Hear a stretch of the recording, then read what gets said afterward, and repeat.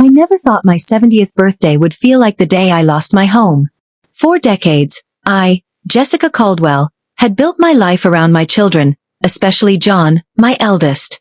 After my husband died unexpectedly, I devoted every ounce of my being to raising my 3 kids, paying off debts, and keeping the house warm and safe. I thought I was doing the right thing. I thought my children understood sacrifice. I thought my trust in John was unshakable. I was wrong. That morning, Harper, the bank clerk, greeted me with a polite smile. She led me to a small office, papers stacked neatly in front of her. "Mrs. Caldwell," she began, her voice careful, "we need to confirm some account information with you." I nodded absent-mindedly, trusting the system I had believed in all my life. Then she tilted the screen toward me. My hands froze as I saw it. My house, my sanctuary, was no longer in my name. It had been transferred to John's name over a year ago. I didn't scream. I didn't cry. I felt like I had been punched by a ghost. They did what?" I whispered, my voice breaking. Harper avoided my eyes. "The paperwork shows the transfer was legal." Legal. My mind raced. How? When? And worse, why had my own children stayed silent? I returned home that afternoon, determined to confront John. But when he saw me, he smiled as if nothing had happened. "Happy birthday, Mom," he said, handing me a card. I wanted to throw it across the room. Instead, I said nothing. That night, I spoke to Becca and Chris. Becca's eyes were red, Chris's jaw tight. Neither denied knowing. Both had been complicit, too scared to oppose John. Fear. That was the word I kept hearing inside my head. Fear. Loyalty twisted into silence. And betrayal carved deeper than any knife. I realized then, I could no longer rely on my family to protect me. I had to protect myself. The next morning, I called Lauren Pierce, an attorney a neighbor recommended. When I told her the story, she didn't flinch. Her voice was calm but firm. "Jessica, you have evidence. This can be reversed. But we need to move fast." Fast. That afternoon, as I combed through old papers, I noticed something alarming. Several documents showed my signature, but the pressure and angles were wrong. Someone had forged my consent, guiding my hand when I thought I was signing routine forms. I felt a flicker of anger. Not the hot, impulsive kind, but a slow, cold realization that John had meticulously planned this. Every toast, every smile, every moment of care he had shown in recent years was carefully staged. And then my phone buzzed. It was a message from an unknown number. "Stop digging. This isn't what it looks like." My blood ran cold. Someone knew I had started investigating. I looked at the ceiling and whispered, "John, what have you done?" That was when I realized, this was bigger than just my house. This was about control. About power. And about testing just how far I would go to reclaim what was mine.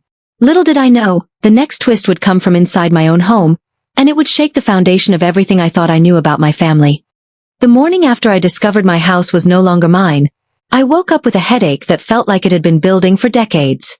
The sunlight pierced through the thin curtains of my bedroom, painting stripes across the floor. Every stripe felt like a countdown, reminding me that time, my time, was slipping away while John had already carved up my life behind my back. I moved slowly, feeling the aches in my joints that had worsened over the years. 70 is not young. 70 is the age when your body begins to remind you that it won't always obey. But the fire in my chest refused to dim. Betrayal may have shocked me, but it had also ignited something else. Determination. I poured myself coffee, its bitter aroma grounding me, and sat at the kitchen table. Around me, the house was eerily silent. John had left early. His brief smile yesterday already forgotten in the professional calm he carried like armor. Becca and Chris had left after their quiet confessions the night before. Their fear had been palpable, and while it hurt to know they had stayed silent, I couldn't dwell on it. Survival demanded action. I pulled out the stack of papers I had gathered, the deeds, loan forms, and financial statements. I traced my eyes over my signature, over the legal jargon I barely understood. But one thing became painfully clear. John had built a meticulous plan. Each document was timed. Each signature manipulated. It wasn't just the house. He had quietly begun controlling every aspect of my life that could be monetized or leveraged. That's when I noticed it, a small detail buried in a bank statement. A loan I didn't remember taking. The amount was significant, enough to make my finances fragile. My stomach churned as I realized the scope of his manipulation. This wasn't just a betrayal. It was a calculated takeover. He had positioned himself to control everything I had worked for. I called Lauren Pierce, my attorney, and explained what I had found.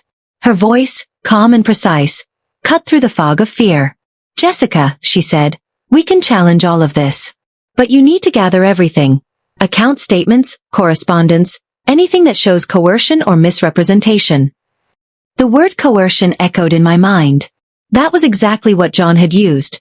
The quiet pressure, the subtle insistence, the fake concern. He had known I trusted him more than anyone else. That trust had become his weapon. Later that afternoon, I drove to the old neighborhood where I had spent most of my adult life. Memories assaulted me. The corner store where I bought candy for my children, the park where John had learned to ride his bike, the hospital steps where I had whispered prayers over my husband's still body. Every memory felt tainted now, as if the past had been a stage for John's schemes. I stopped at a small cafe and sat in the corner, sipping my coffee while watching the world move around me. That's when my phone buzzed with a message from an unknown number. "Stop digging. You don't know who's watching." A shiver ran down my spine. Someone had been monitoring me. Someone had known I would start investigating. The message wasn't signed, but the implication was clear. John's influence extended beyond what I could see. By evening, I returned home determined to confront him. But instead, I found a new twist waiting. The mail had been delivered. A thick envelope with no return address. Inside were photographs of John meeting with people I didn't recognize, shaking hands, exchanging papers, smiling in ways that looked professional, harmless.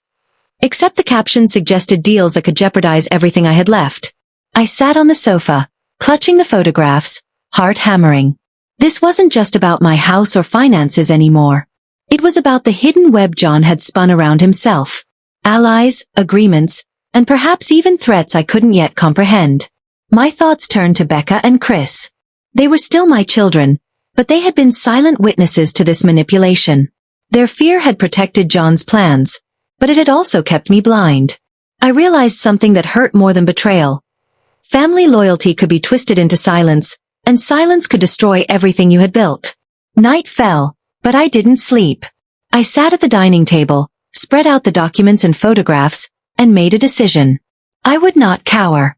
I would not let John manipulate my life any longer. He had underestimated me. He had counted on my age, my physical weakness, my willingness to trust. But he had forgotten one thing. The mind, once awakened, can be sharper than any sword. I began mapping out what needed to be done. The loans had to be traced. Every document needed verification. And I had to find out who had been sending the photographs and the cryptic text messages. Just as I was about to call Lauren again, my phone buzzed with another message, this time from John himself. "Mom, stop this. You're making mistakes. I only want what's best for you." I stared at the screen, the words crawling across it like poison.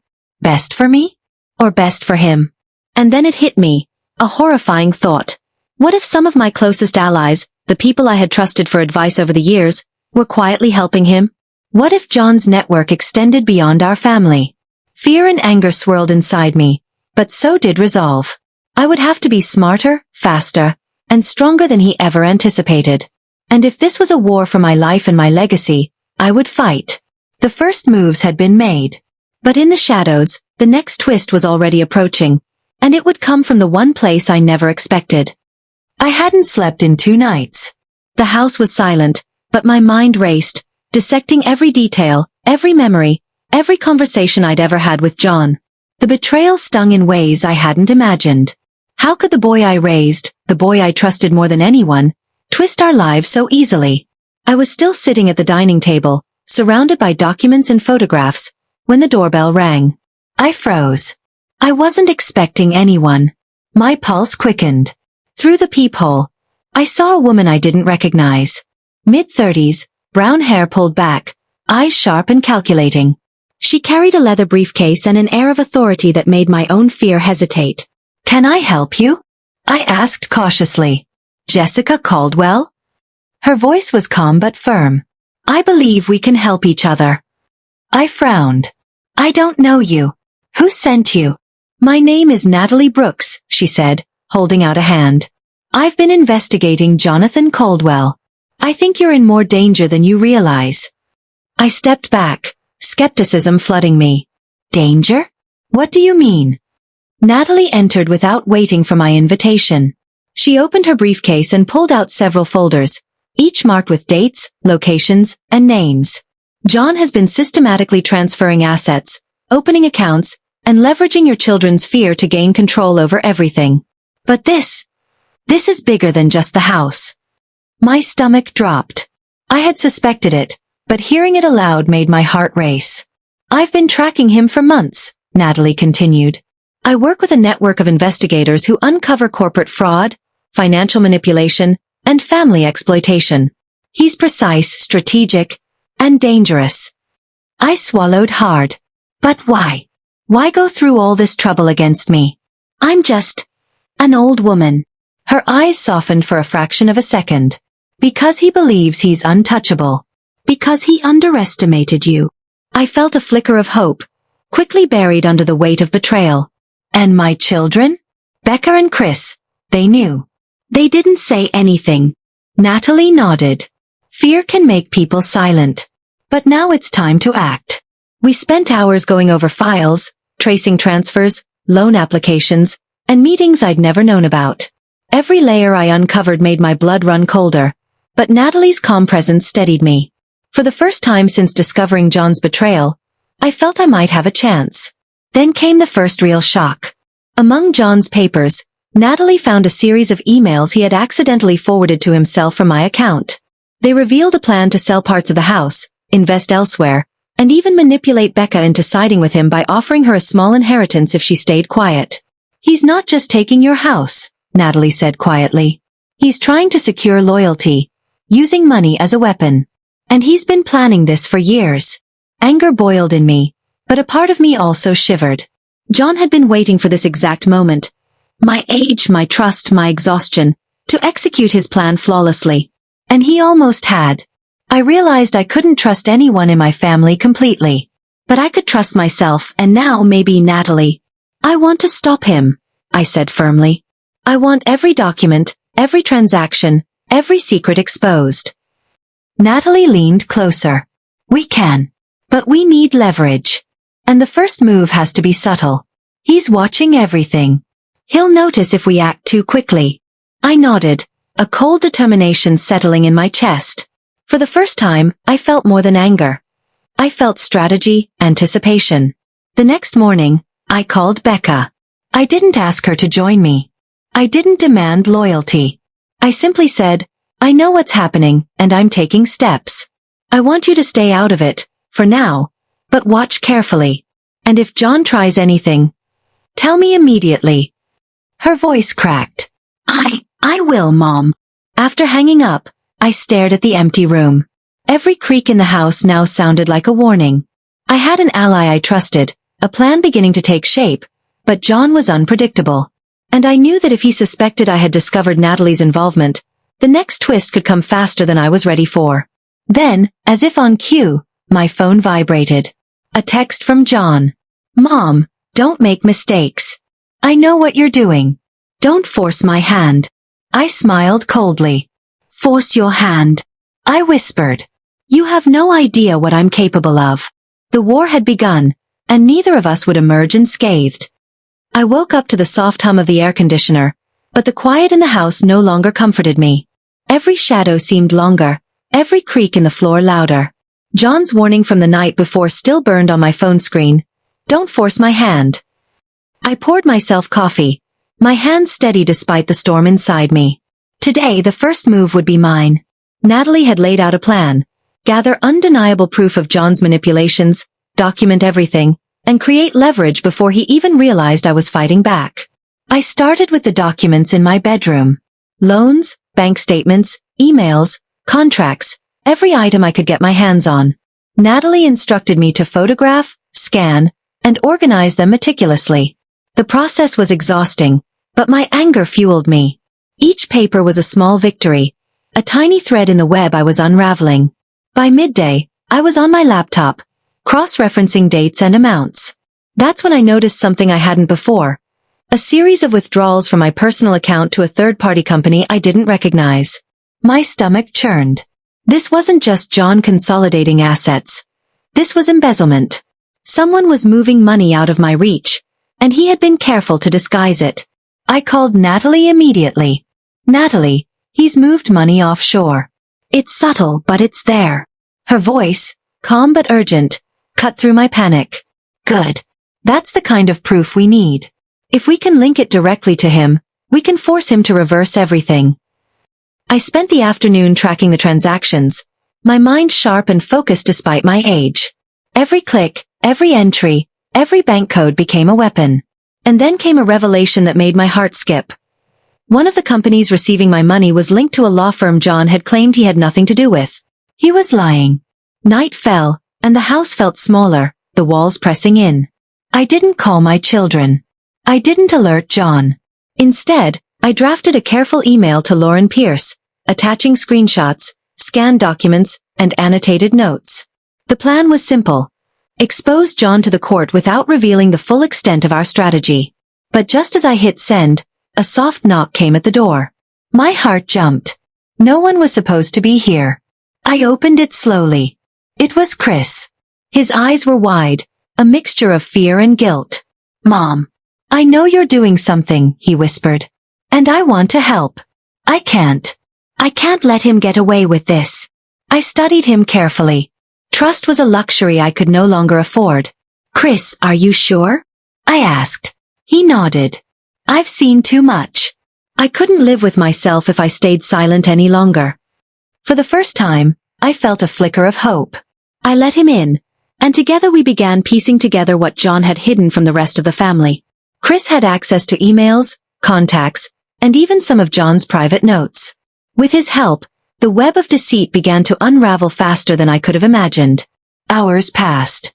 We worked quietly, speaking in hushed tones. And just when I felt a moment of control returning, my phone vibrated. A new message from an unknown number. You think you're clever, Jessica. But clever won't save you. Stop now. I stared at the screen, cold sweat forming on my brow. Someone else was involved. Someone watching, someone waiting. The warning wasn't from John. It was from someone who wanted to ensure his plans succeeded. Chris noticed my tension. Mom, should we stop? I shook my head. Determination replacing fear. No. We strike first. But carefully. If we make one wrong move. I didn't finish the sentence. We both understood the stakes. And then in that silent, tense house, I realized something terrifying. John wasn't just a son who betrayed me. He was a strategist, a man who had built an invisible army around himself. And now, with Chris and Natalie in play, the battlefield was expanding. I took a deep breath and whispered to myself, they think they've won. They have no idea the storm that's coming. By the time I went to bed, every document, every email, every hidden transaction had been accounted for. My hands were raw from writing, scanning, and cross-referencing. But I felt alive in a way I hadn't in years. The first strike would come tomorrow. And when it did, John wouldn't know what hit him. The house was quiet that morning, but I knew better. Silence doesn't mean safety. It only means waiting. I poured myself coffee, my hands steady, my mind racing with every detail of John's betrayal. The documents I and Chris had unearthed sprawled across the dining table, and the pile seemed to grow larger with every passing hour. Every line, every signature, every number told a story of meticulous planning, of betrayal, of greed. Chris was already at the computer, tracing the movement of funds that John had quietly diverted. Mom, look at this, he said, pointing to a series of transactions I hadn't noticed. Some were recent, small amounts meant to appear harmless, but together they painted a picture of a hidden ledger. John had been moving money through multiple accounts, companies, even offshore entities, under names that none of us had recognized. I leaned closer, my eyes scanning the screen. My pulse quickened. How did he think he could hide all of this? I whispered. But even as the words left my lips, I knew the answer. John had underestimated me. He had assumed that age and trust would keep me passive, that I would continue to rely on him, that I would never look beyond the surface. I pulled out my phone and called Lauren Pierce. Her calm voice was a balm to my frayed nerves. Lauren, I need everything verified. Every transaction, every name, every signature. This is bigger than I thought. We'll do it, she said. But Jessica, be careful. You're dealing with someone who has planned this for years. I ended the call and turned back to the computer. Hours passed as Chris and I cross-referenced accounts, emails, and contracts. The deeper we dug, the more elaborate the web became. John had been strategic, manipulating everyone around him while maintaining the image of a caring, dutiful son.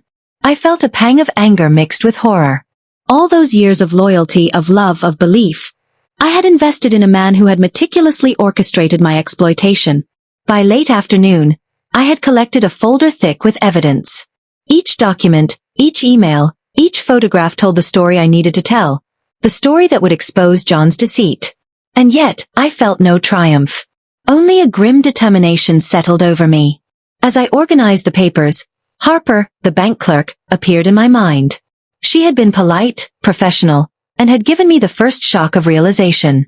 Had she known more? I shook the thought away. I had to focus. Distrust was necessary now, but it couldn't paralyze me. I glanced at Chris. He looked exhausted, but there was a spark in his eyes, a mixture of fear and resolve. I realized then that my children, flawed and frightened as they were, could still be allies if the circumstances demanded it. But it would have to be under my terms, under my direction. I would not allow another betrayal. Not after everything. That evening, a sudden sound made me freeze. Footsteps upstairs. John's? No, he was supposed to be at a meeting. The footsteps were lighter. Careful. Someone was moving through the house. Quietly, with intent. I gripped the edge of the table, my heart racing. The sound stopped.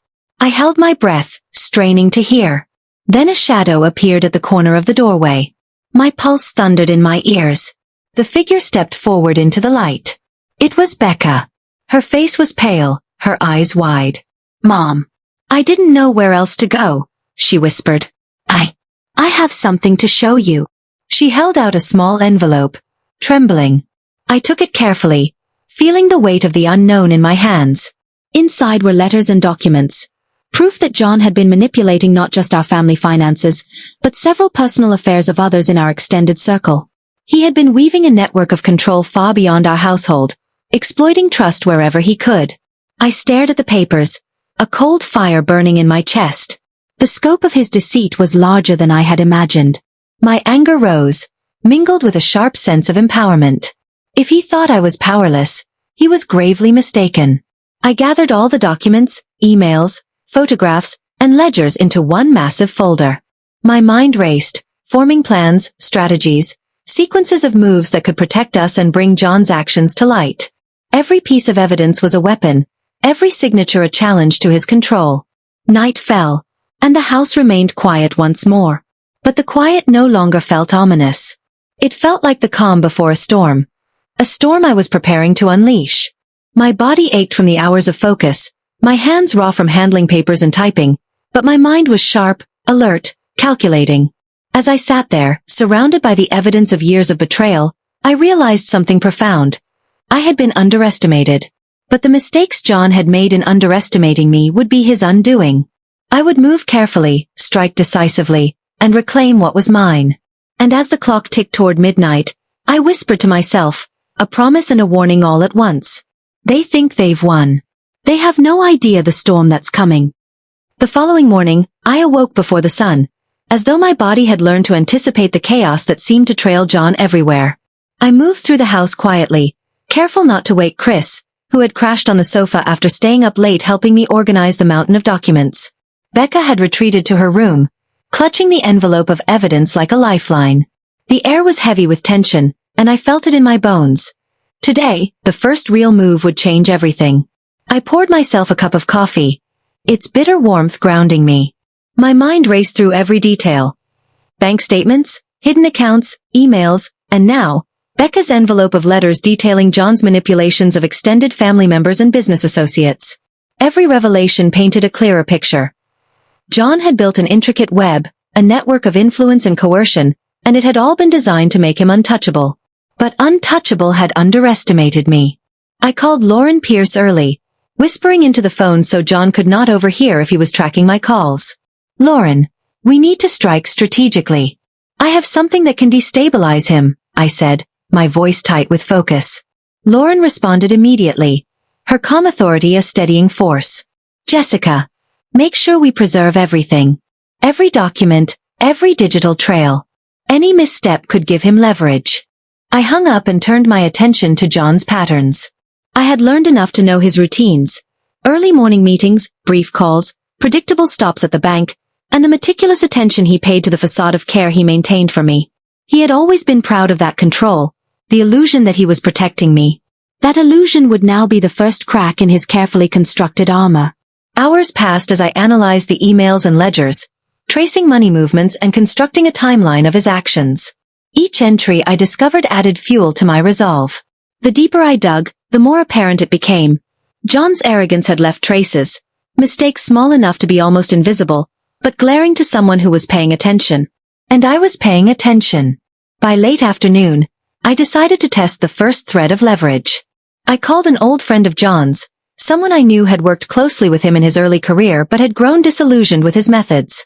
I presented the situation delicately, careful to avoid revealing everything. Curiosity and concern did the rest. By the end of the call, I had an unexpected ally, someone who could provide insider confirmation of John's manipulations, someone whose testimony could tip the scales in my favor. Then came the twist I hadn't anticipated. Chris, who had been quiet for hours, suddenly spoke. "Mom, there's more. I found an email John sent to one of his associates last night. He mentioned you specifically and..." His voice trembled. "He suspects we're digging. He's planning something. He's trying to cover his tracks tonight." A cold shiver ran through me. John wasn't just passive. He was proactive. He was aware that I was moving, aware that I had allies, aware that I had discovered the cracks in his network. The realization tightened the tension in the house. We were now playing a game with someone who had anticipated so many steps ahead, and yet, I was determined not to falter. I gathered Chris and Becca in the living room, laying out the new information carefully. "We need to be meticulous," I said. "Every move must be calculated. Every action we take must have a purpose. We cannot allow him to see us panic or act recklessly." They nodded, their fear tempered by resolve. Night fell, but sleep was a distant memory. The house felt alive in a way it never had before. Every creak, every gust of wind against the windows, every shadow in the corner of the room seemed imbued with threat and possibility. I checked the door locks 3 times, then returned to the dining table, scanning the documents and emails for anything I might have missed.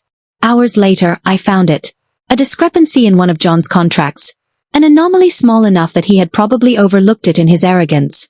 A single signature missing, a date wrong, an account misnamed. It was enough to create leverage, enough to make a seasoned lawyer pause. I realized then that arrogance and overconfidence were John's greatest vulnerabilities. By the time the clock struck midnight, I had formulated the first strike. The first move in reclaiming what he had taken. It was subtle, it was precise, and it would force him into reaction mode. He would not expect it. Not yet. And in that I found satisfaction. I leaned back in my chair, exhausted but alert, my heart pounding with anticipation. The cracks in John's armor were appearing, and I had found the first of many ways to widen them. Tonight, the game had changed. And for the first time since discovering the betrayal, I felt something I hadn't felt in months. Hope mingled with calculated resolve. Outside, the wind rattled the windows.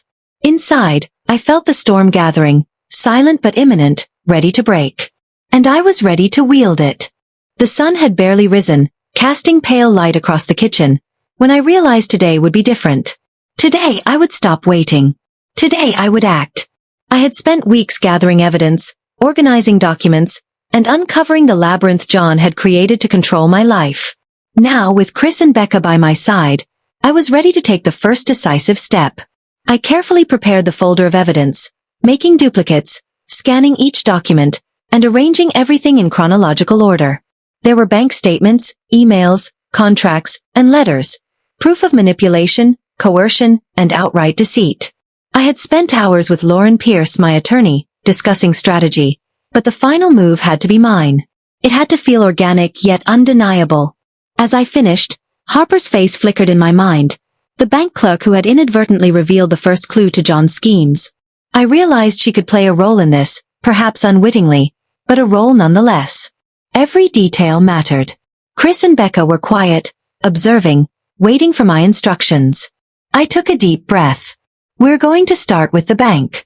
We'll present the discrepancies, the loans, and the transfers. I want a paper trail that even John can't deny. Chris nodded, eager but anxious. Mom, are you sure this will work? I smiled, a sharp, deliberate expression. It has to work. There's no other way. We drove to the bank, the early morning streets empty except for the occasional jogger. My heart pounded with anticipation. Each stoplight felt like a countdown, each pedestrian a potential observer. We entered, and Harper, as if fate had conspired, greeted us at the counter. Her polite smile faltered slightly when she saw the folder in my hands. I handed over the documents, my hands steady, my eyes fixed on Harper. There are discrepancies here that need immediate attention. I want a formal investigation, starting today. Her eyes widened slightly. Mrs. Caldwell, are you aware of the implications? I am, I said, my voice calm but firm.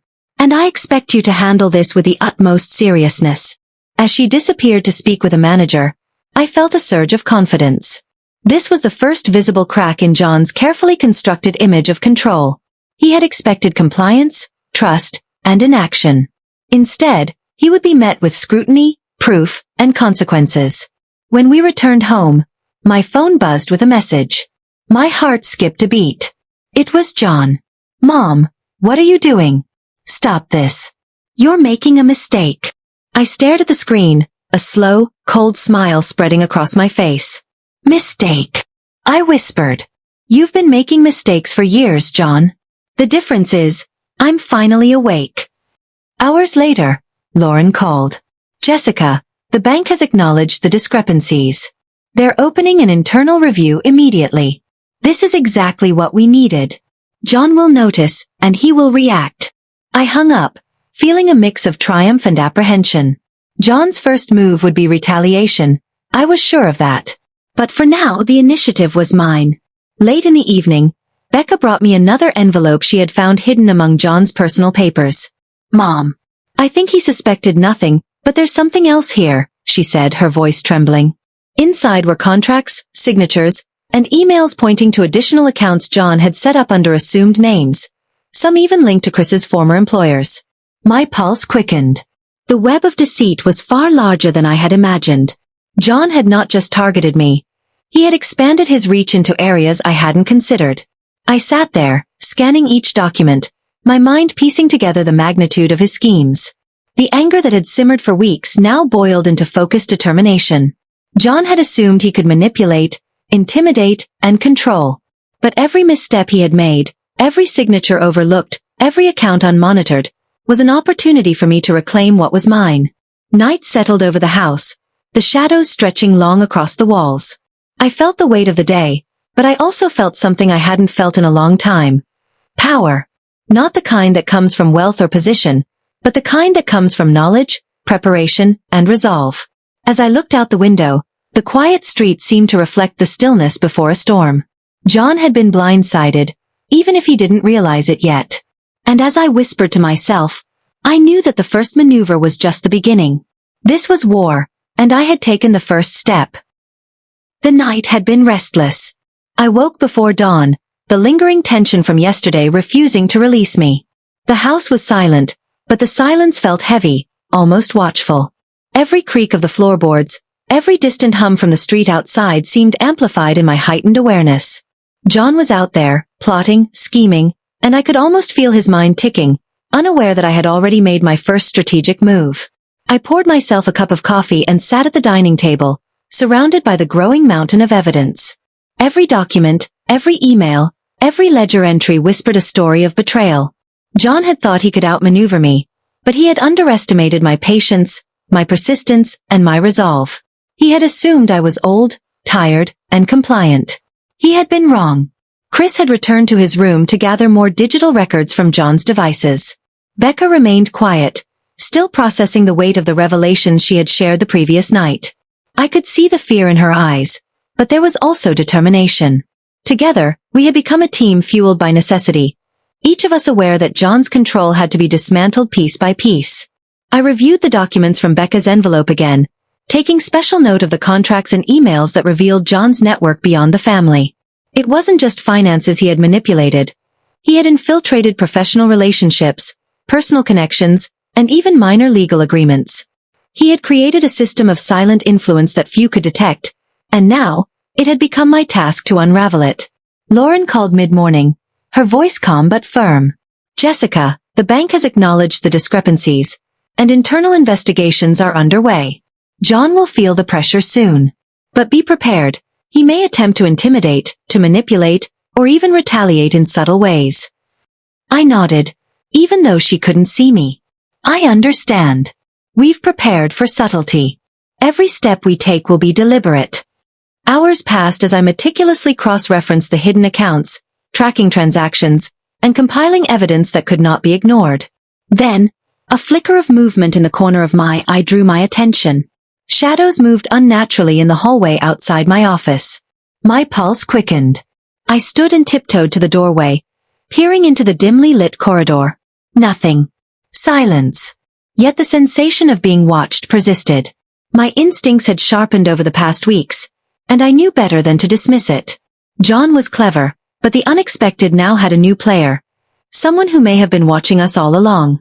I returned to my desk, hands trembling slightly as I sifted through the evidence. That's when I found it, a series of emails John had mistakenly left unsent, drafts addressed to a mysterious contact. The language was cautious, almost conspiratorial. It referenced alliances, contingencies, and plans to monitor internal threats. My stomach turned. Someone close to us, someone I trusted, perhaps even part of our extended circle, had been feeding information. I called Chris over, showing him the drafts. "Look at this," I said. "He's been coordinating with someone else. We don't know who, but they're involved in every move he makes." Chris frowned. "Mom, does this mean someone is betraying us? Or could it be someone we might convince to switch sides?" I considered the question carefully. In situations like these, alliances are fragile, and loyalty is rarely absolute. "It's both," I said quietly. "And we have to treat it accordingly. Every piece of information can be leverage, but only if we handle it strategically." The day dragged on, each hour heavy with anticipation. By evening, I had formulated a plan to subtly test the network John had created. I drafted communications, preparing to plant controlled leaks and observe reactions. Every move had to be precise. Misstep, and the delicate balance of our advantage could collapse. As night fell, I lit a small lamp at the dining table, spreading the documents, emails, and ledgers before me. My hands ached, my eyes burned, but my mind was sharper than it had ever been. Every detail mattered. Every signature, every date, every misstep John had made became a tool I could use. Then, a soft chime from my phone drew my attention. A text from an unknown number. "Careful. Jessica. You're poking a hornet's nest. Not all allies are what they seem." I held the phone, heart pounding, feeling the weight of the unseen forces now at play. It was a warning, yes, but also a confirmation. I was on the right track. The web was vast, and I had stepped into it, fully aware of the dangers. I looked at Chris and Becca, silent but watchful, and whispered, "Stay alert. Nothing is as it seems." Outside, the wind rattled the windows, carrying with it a sense of anticipation. Inside, we prepared for the storm. The cracks in John's control were widening. I barely slept that night. The house was still, but my mind was not. Every creak in the floor, every whisper of wind against the windows, felt like a reminder that John's presence, his influence, was still everywhere.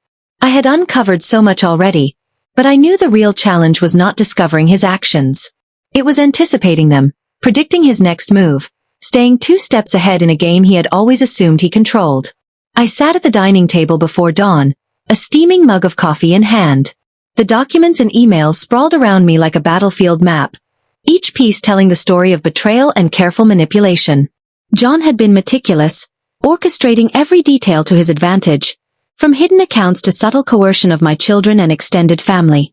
And yet, despite all of his planning, cracks were beginning to appear. Chris had been restless, pacing the living room, eyes darting to every corner. "Mom, he's clever," he said quietly. "He knows we're working against him. I've noticed subtle changes. Calls, messages.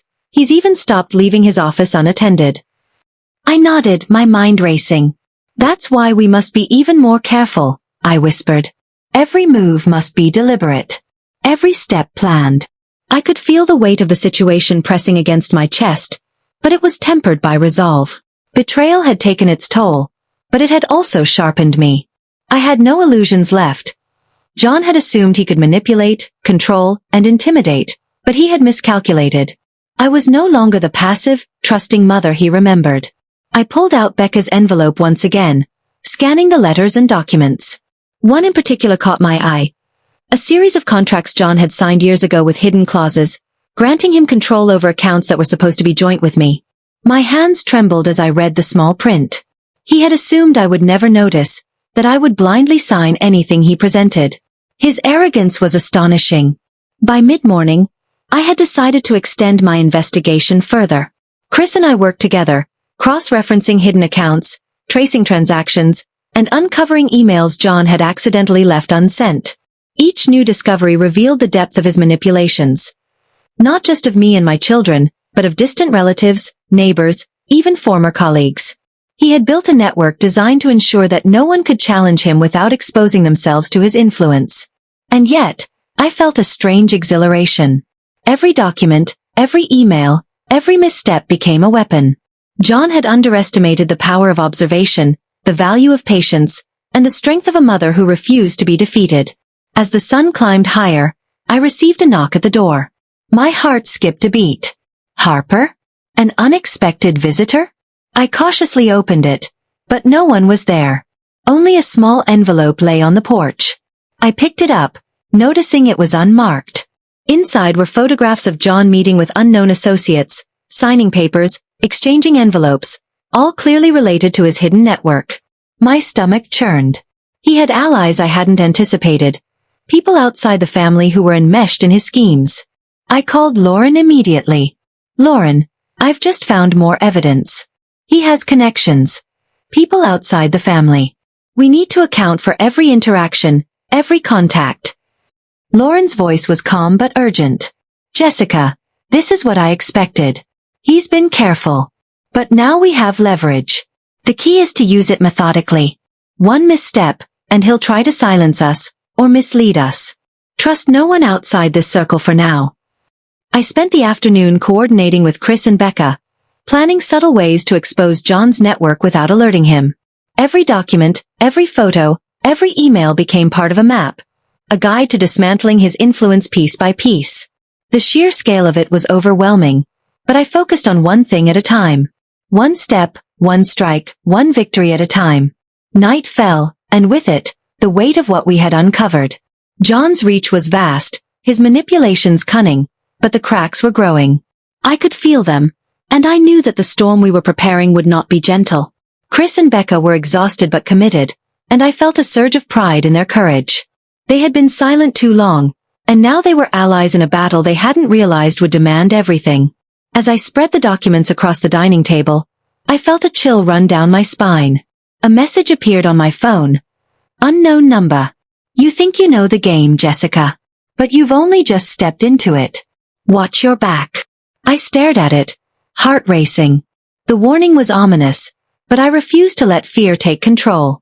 Instead, it steeled my resolve. John had underestimated me at every turn. That was his fatal flaw. I whispered to Chris and Becca, who were standing silently behind me. "This is bigger than any of us imagined. But we will win, because we are smart, because we are prepared, and because we have no choice but to reclaim what is ours." The night stretched long, shadows flickering across the walls. I knew the next move would be dangerous. The network John had built would not fall without resistance. But I was ready. Every twist, every turn, every unexpected move he had used against me would now be turned against him. And as I looked out the window, the wind rattling the panes, I understood one undeniable truth.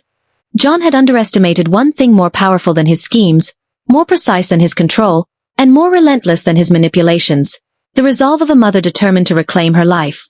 The morning sun filtered weakly through the blinds, casting long stripes across the dining table where my growing mountain of evidence lay. The quiet was almost oppressive, each second stretched taut with anticipation. John had no idea that his empire of deceit was slowly unraveling, that every careful move he thought hidden was being meticulously mapped out by me, by Chris, and by Becca. I sipped my coffee slowly, tasting the bitterness that matched the reality of the betrayal I had endured. 70 years of life, decades of sacrifice, and yet here I was, forced to fight a war in my own home, against my own son. But the pain had sharpened me. The betrayal had stripped away illusions, leaving me with clarity and purpose.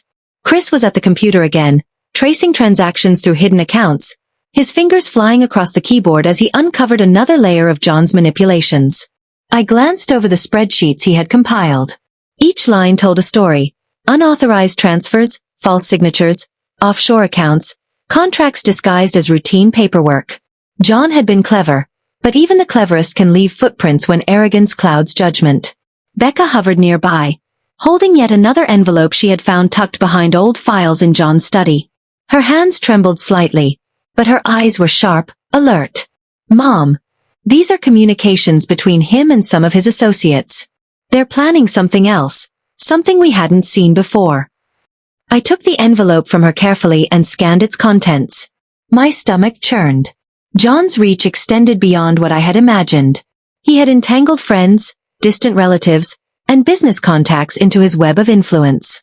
Every name, every signature, every agreement reflected a hidden layer of control. It was overwhelming, but there was no time to feel helpless. Action was the only path forward.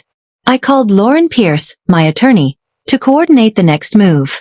Her voice was calm, professional, but carried an unmistakable edge of urgency. "Jessica, we have enough to begin the formal challenge. But you must continue gathering evidence. Any gap could allow him to argue that you were negligent, or worse, manipulate the perception against you." "I understand," I said, steeling myself. "We'll be thorough. Every document, every transaction, every hidden detail will be accounted for." After hanging up, I turned my attention to a pattern I had noticed over the past weeks. John had routines, predictable schedules, predictable phone calls, predictable pauses in his behavior that revealed subtle stress or distraction. He believed himself untouchable, but patterns can betray even the most careful strategist. And I intended to exploit that. Chris looked up from the computer, frowning. "Mom, he's moving quickly now. These new emails suggest he suspects we're digging deeper. He might try to cut off accounts or shift assets before we can act." I nodded, eyes narrowing. "Then we act faster. We don't just react. We force him to respond to us. That's how we gain control." We spent hours cross-referencing every email, every transaction, every document. The house was filled with the soft rustling of papers and the quiet hum of the computer. Becca occasionally spoke, pointing out connections we might have missed, bringing to light emails John had forgotten to delete or signatures that didn't match. Each discovery strengthened my resolve. By late afternoon, I had created a timeline and strategy for the first visible action. We would submit a formal challenge regarding the house, backed by evidence of falsified documents, unauthorized transfers, and hidden agreements. The move had to appear precise, meticulous, and entirely within the legal framework so John could not deflect blame. I felt a mix of adrenaline and exhaustion. The weight of the betrayal, the enormity of the challenge, and the stakes of the confrontation pressed heavily on me. Yet, beneath it all there was clarity. John had assumed I was weak, passive, and trusting. He had been wrong. Night fell, and the house was silent again. I spread the documents across the table, scanning one last time. Every email, every ledger entry, every hidden contract was now accounted for. I could almost feel John's shadow looming outside, unaware that the tide was shifting. My phone vibrated with a message from an unknown number. "You've gone too far, Jessica. Stop now, or there will be consequences." I held the phone in my hand, my heart racing, but a cold determination settled in my chest. Consequences? He had no idea what was coming. His arrogance had blinded him. I whispered under my breath, "You underestimated me. And that is your greatest mistake." As I looked out the window into the night, the street empty and quiet, I felt a surge of anticipation. The first formal strike was imminent. The evidence was undeniable. And for the first time in months, I allowed myself to feel the sharp thrill of control returning to my life. Tonight, the invisible battle would shift. John had always believed he commanded the board, the family, the finances, and my compliance. He would soon learn that one mother's resolve, sharpened by betrayal and guided by strategy, was not so easily subdued. And as the wind rattled the windows, I whispered to Chris and Becca, who stood beside me, alert and determined, "We move tomorrow. Every step must be calculated. Every move must count. This is our chance to reclaim everything." The storm was coming. And this time I was ready. The next morning, I woke with a sense of purpose unlike anything I had felt in years. The house felt charged, every corner echoing with the tension that had been building for weeks. Today was the day the first formal strike would be executed. The day John would begin to feel the consequences of his years of manipulation and betrayal. I prepared meticulously, organizing the folder of evidence into a comprehensive, chronological packet. Every document, every email, every contract, every bank statement was accounted for and cross-referenced. This was not just about the house anymore. This was about exposing the full extent of John's deception, the depth of his manipulation, and the calculated control he had attempted to exert over our family and beyond. Chris and Becca moved quietly beside me, both of them tense yet determined. I could see the weight of guilt, fear, and resolve in their eyes. They had been silent witnesses to John's schemes, and now they were ready to stand beside me, to reclaim what had been taken and to confront the truths we had all tried to ignore. We arrived at the bank mid-morning. The building seemed ordinary, but I felt a charged energy as we stepped inside. Harper, the clerk who had inadvertently revealed the first clue to John's deceit, greeted us with her usual politeness. This time, however, there was an unmistakable glimmer of recognition in her eyes, as if she had sensed the storm that was about to break. I presented the documents and laid out the case calmly, systematically, without a hint of hesitation. Every ledger, every email, every hidden transaction was displayed in a way that left no room for doubt. I watched Harper's expression carefully as she reviewed the evidence. There was surprise, concern, and the unmistakable realization that this was serious. Lauren Pierce had instructed me to maintain composure, and I did. Every word, every gesture, was deliberate. I spoke clearly, confidently, and without emotion, letting the evidence speak for itself. "These discrepancies are not accidental," I said. "They are part of a pattern of manipulation, coercion, and deception that has been ongoing for years. We are requesting a formal investigation and immediate action to secure assets and accounts." Harper nodded, her professional demeanor returning, and promised to escalate the matter to the bank's internal investigation team. I felt a subtle victory, but I knew this was only the first move in a much larger battle. As we left the bank, the late morning sun felt almost surreal, bright and ordinary against the extraordinary tension that had taken hold in my life. I felt a mixture of relief and apprehension. John would learn about this quickly, and I anticipated his reaction. He had always assumed control, always believed that no one could challenge him. Today, he would discover that assumption was fatally flawed. Back at home, Chris and Becca helped me organize the next steps. There were emails to draft, communications to monitor, and contingency plans to prepare. Every move we made had to anticipate John's reactions. Every action had to be calculated. This was no longer just about reclaiming what he had taken. It was about dismantling the network he had created, exposing the truth, and protecting ourselves from the retaliation he was undoubtedly planning. Evening fell, casting long shadows across the house. The tension was palpable. Every sound seemed amplified. The distant hum of traffic, the occasional creak of the floorboards, the soft rustle of papers. I felt a mixture of anticipation and dread. John would strike back. That was inevitable. But now I was ready. Now I had the evidence, the strategy, and the resolve to meet him head-on. Late that night, my phone buzzed with a message from an unknown number. "You've taken the first step, Jessica. But beware, the closer you get to the truth, the sharper the retaliation." He's already aware. I stared at the screen, heart pounding. Retaliation was coming, yes, but I had anticipated it. I whispered under my breath, my voice steady despite the fear. Then let it come. I will not back down. Not now. Not ever.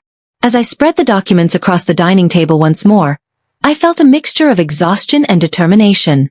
John's web was extensive, but it was no longer invisible. Every misstep, every overreach, every sign of arrogance could now be turned against him. The house was quiet again, but the tension lingered, a reminder that the battle was far from over. I looked at Chris and Becca, their faces illuminated by the soft glow of the lamp, and whispered, "Tonight we rest. Tomorrow we fight harder." Outside, the wind rustled the trees, carrying with it a sense of anticipation. Inside, I felt the storm gathering, ready to break, and I was poised at the center of it, prepared to confront every shadow, every secret, every betrayal that John had orchestrated. The night settled over the house like a heavy, watchful presence, the kind that presses on your chest and makes each breath deliberate. I sat at the dining table, surrounded by the mountains of evidence I had spent weeks compiling. Ledgers, emails, contracts, and photographs that painted a map of John's lies and manipulations. Each document told a story. Each email revealed a carefully constructed deception. And yet, as I stared at them, I felt no despair. Only a hard, burning determination. Chris and Becca moved quietly around the house, their presence tense but focused. Chris was cross-referencing the latest digital files John had left behind, and Becca was meticulously cataloging letters and receipts from John's hidden stash. Both of them had been silent witnesses to his manipulations for years, and now their resolve had hardened into something powerful, aligned with my own. The betrayal had left its mark, but it had also forged a team, a small but unyielding force determined to reclaim what had been stolen. I poured myself a cup of coffee, the bitter warmth grounding me as my mind reviewed the next phase of the plan. John had assumed fear, compliance, and loyalty would keep me passive. He had assumed I would sign every document, obey every suggestion, and trust his word without question. He had underestimated the patience and perseverance of a mother who had lived through hardship, sacrifice, and betrayal. Every small mistake he had made now became a weapon in my hands. Chris broke the silence. "Mom, I've found more. Emails John sent last night to one of his associates. He's moving assets, planning transfers, covering tracks. He knows something's coming." His voice was quiet but urgent. I leaned over, reading the emails carefully. My pulse quickened. They referenced shell accounts, hidden companies, and offshore transfers that John had assumed were invisible to me. His arrogance had left tiny cracks, small gaps in the network that could be exploited. "Then we act tonight," I said, voice low but steady. "We don't wait for him to respond. We force his hand. Every reaction he makes will reveal more of his lies." Becca brought me a new set of papers she had uncovered from John's private files, her hands trembling slightly. The documents contained letters, agreements, and even photographs showing John meeting associates we had not been aware of. My stomach tightened. His network extended further than I had imagined. Friends, distant relatives, colleagues, all drawn into his web of manipulation. Each connection, each secret alliance, was a thread we could now pull. Hours passed as we meticulously prepared for the next phase. Chris mapped out account movements, tracing funds, identifying weak points. Becca cross-referenced emails and correspondences, noting inconsistencies and potential witnesses who could be persuaded or relied upon to testify. I organized the documents, creating an airtight timeline of John's manipulations and deceit, noting every signature, every transfer, and every misstep. By midnight, the plan had crystallized. We would launch a coordinated move. Formal submissions to the bank, the court, and trusted allies who could assist in exposing John's network. His confidence, once untouchable, was about to be tested, and he would have no idea how carefully we had orchestrated our first strike. I spread the documents across the dining table one last time, my eyes scanning each page, each email, each ledger entry. My heart skipped when my phone vibrated with a message from an unknown number. "Jessica, you're overstepping. Stop now or face consequences you cannot imagine." I stared at the screen, a calm fury building in my chest. "Consequences," I whispered, my voice tight but controlled. "You underestimated me. You thought fear and manipulation could control me. That is your greatest mistake."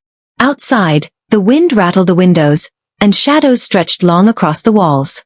The house was alive with anticipation, Every creak of the floor and flicker of the lamplight heightened by the tension we felt. Chris and Becca remained vigilant, checking files, comparing notes, and strategizing our next moves. Every small victory, every misstep we discovered, gave us leverage.